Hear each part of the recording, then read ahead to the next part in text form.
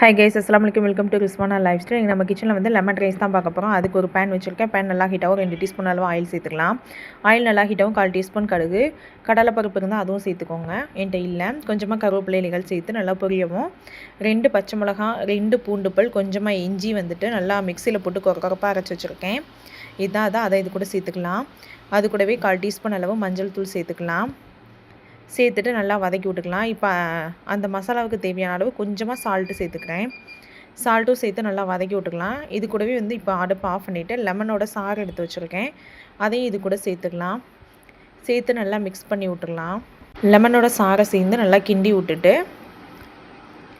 இப்போ வந்துட்டு நம்ம வந்து ஆல்ரெடி வேக வச்சுருக்க ரைஸ் இது கூட சேர்த்துக்கலாம். சேர்த்து நல்லா கிண்டி விட்டுடலாம்.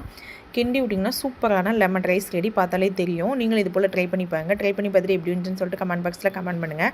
நம்ம சேனலில் ஃபஸ்ட் டைம் பாருங்கன்னா சப்ஸ்கிரைப் பண்ணுங்கள், லைக் பண்ணுங்கள், ஷேர் பண்ணுங்கள். பக்கத்தில் இருக்க பெல் ஐக்கானை கிளிக் பண்ணி வச்சுக்கோங்க. அப்போ தான் நான் போடுற வீடியோ நோட்டிஃபிகேஷனில் வரும். அஸ்ஸலாமு அலைக்கும்.